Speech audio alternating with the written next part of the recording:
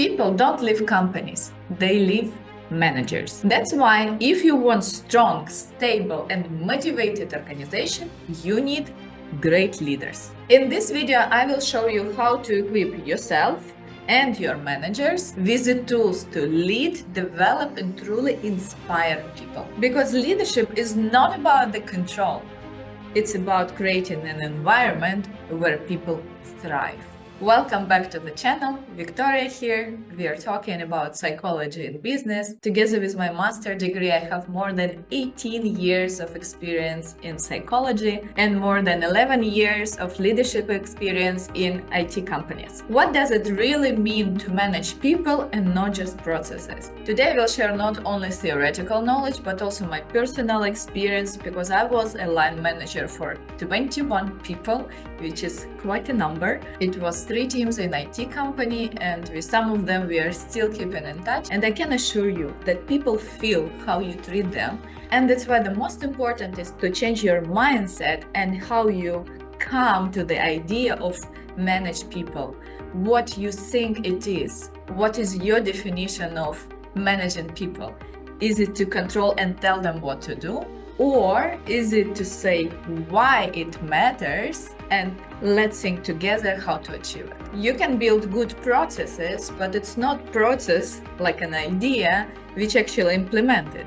These are people. Your people will innovate, collaborate, and create the product, independently of which domain you're operating in. You could be in IT, you could be in marketing, you could be in university. If you have people in your responsibility, you should take care about them. So for the person, it's a promotion, and for the management, it's something on a level, this person is great in what they are doing, and that's why I will put this person on top of others to lead that team. It will not necessarily work perfectly. Imagine you have a good software developer who knows well the technical stuff, or you have a great designer, or anyone else who is very good in what they were educated to do, independently on the field. And now they are responsible for 3, 5, 10 people. So now him or her need another set of skills to manage or lead, inspire, motivate, coordinate those people. But they are good in software development, in marketing, in design, in science, in something else, but not necessarily in leadership. This is something we are not born with. There is no line in DNA which is responsible for that. So this set of skills are acquired during life. And this is a good news, which means that you can learn it. You should choose carefully whether you want to be a leader for others or whether the person you put on that position is ready and willing to do it. That's crucial. And if yes, there are 3 main areas to develop in yourself to be a great leader: emotional intelligence, communication, and coaching mindset. Emotional intelligence, we need to understand and control our own feelings, to not overwhelm others. If you are working under stress and something happened, you have to be able to first of all control yourself. Secondarily, you have to be able to read emotions of others and understand the social context of what's going on, also for networking and stakeholders collaboration, and of course for the team. Communication is important to make your expectations clear, to set up targets and goals for us as a team, to give and receive feedback effectively. And the most important and underrated skill in communication is listening. And the third pillar here is coaching mindset, to help people grow, not only perform, to build a team out of just a group of people. By the way, I have a separate video about Tuckman's team development stages if you want to dive into your actions as a leader on each stage of that development. And the baseline or precondition for managing or leading, inspiring others is to know yourself, is to understand who you are, where are your strengths, what are you easier to dealing with, what is your leading style, and so on. This is the precondition, because you would know your limitations and where you might need support, and you probably want to ask someone else for the second opinion and where you're very strong at. What is easier for you, given naturally or actually already developed during your previous life. And for that, the best would be to request 360 feedback, not necessarily on the first day executing your new role, but maybe a bit later. However, this is a very powerful tool.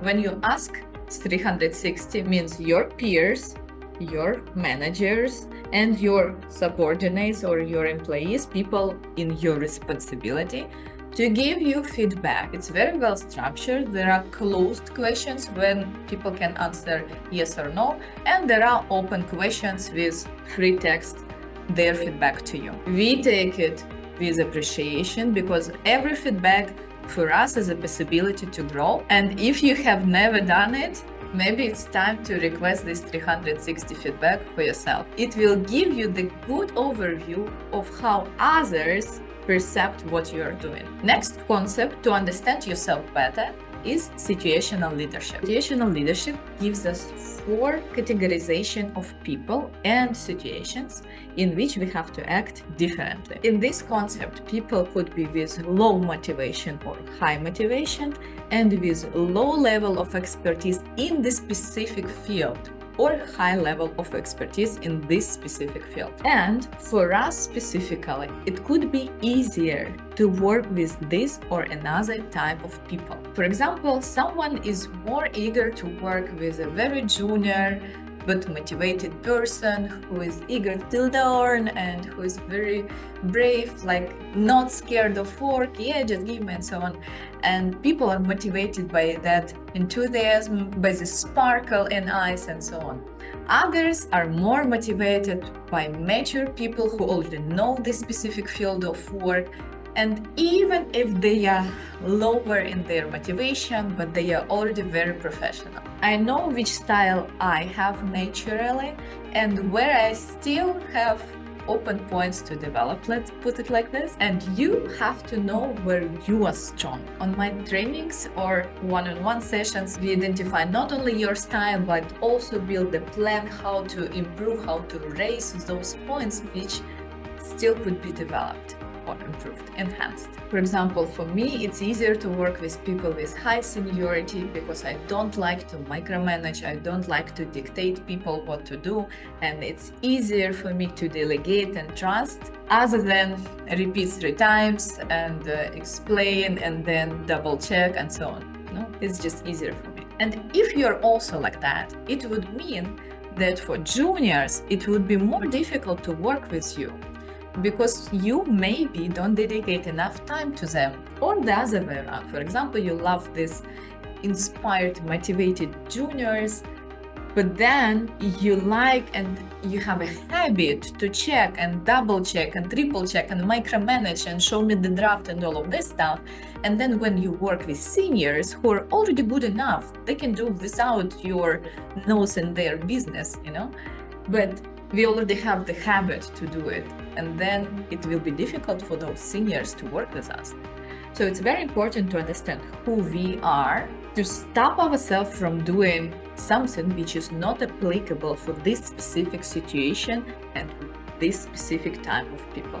So situational leadership. If you want to understand this and other concepts in more details and build a plan of what exactly you can do to boost your effectiveness as a leader, I have a specific training program, People Management, equipping leaders with tools to manage, develop, and inspire their teams effectively. In this program, I combine psychology, leadership experience, and real business cases so that you can learn how you are perceived by other people around and how you can improve, understand others better, their personalities and motivation, and to build communication between each other and the team as a whole, how to delegate effectively and create an atmosphere where people want to do their best work. If you want to strengthen your leadership or grow your management team, you will find all the details in the description below. Now let's talk about what truly drives performance: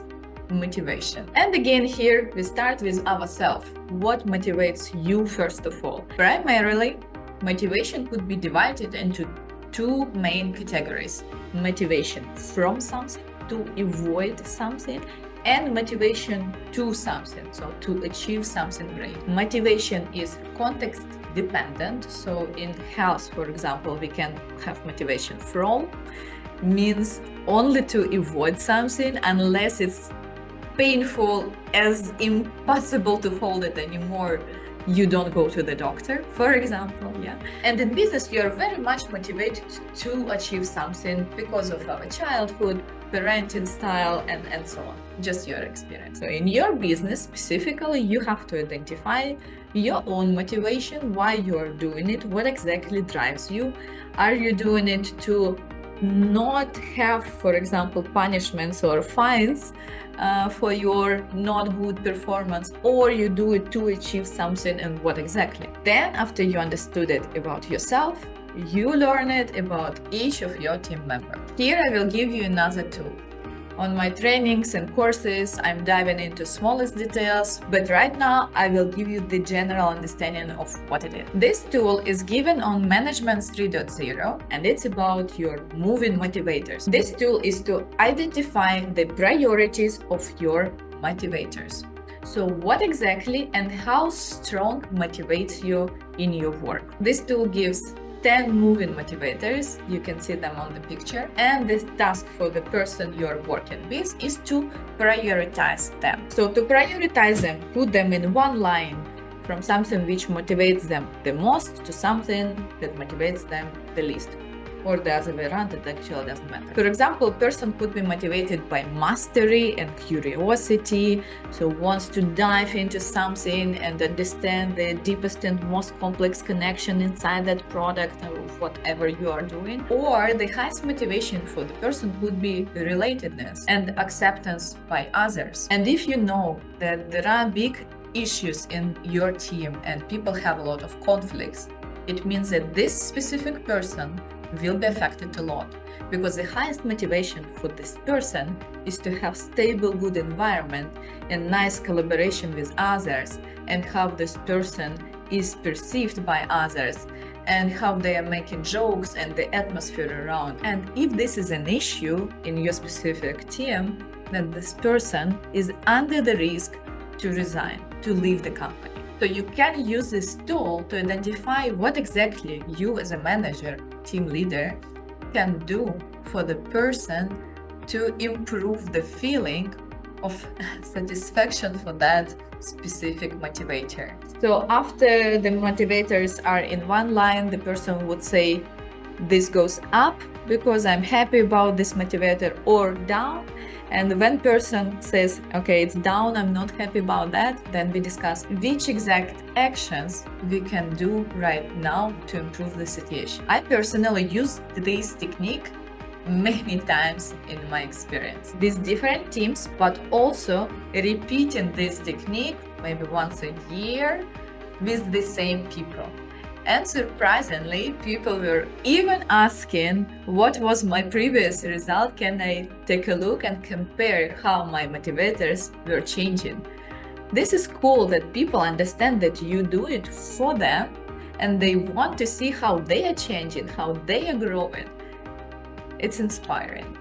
By the way, there are no right or wrong answers here. It's pure projection of what is important for you. So it couldn't be done wrongly. And it's very, very abstract because, for example, the goal of your life will be very much unique for every person you are talking to. Knowing the motivation of the team and each specific team member, you will understand how exactly to inspire them, how to talk to them, how to motivate them. So if you know that your team members are very much motivated to learn something new, to grow their mastery, then you will say like, hey guys, it's a great opportunity, new technology, new framework, whatever new complex subject to learn, and they will be motivated just by this idea. Or maybe your team is motivated by freedom and you can negotiate with your management, or maybe you're an owner of the company and you can think about the flexible working hours, or working from remote some weeks per year and so on. So you understand people better and you can give them what they want, because only if we give them what they want, they can give the best outcome for the better for the whole company. You are inspired by the result, by the happiness of people, by the culture when we support each other and we help each other grow and become the better version of ourselves. And people are excited to have such a leader who takes care about their personalities, what they want, and how they are growing in their positions. We all want to belong to something great, and we are building this great by ourselves. So when we say that people don't leave companies, they leave managers, the opposite is also the truth. People stay with their managers and leaders, even if company is not doing that great. But something which we built together is so valuable and important that people would stay and support even in difficult times. If you want to dive into the details, just contact me and we will find the best format for you to improve and grow your leadership skills or your leadership team. Great leadership does not start with authority or control. It starts with understanding people. If this episode was helpful for you, don't forget to like, subscribe, and share it with other leaders who want to grow. Thank you for watching and see you in the next. Bye-bye.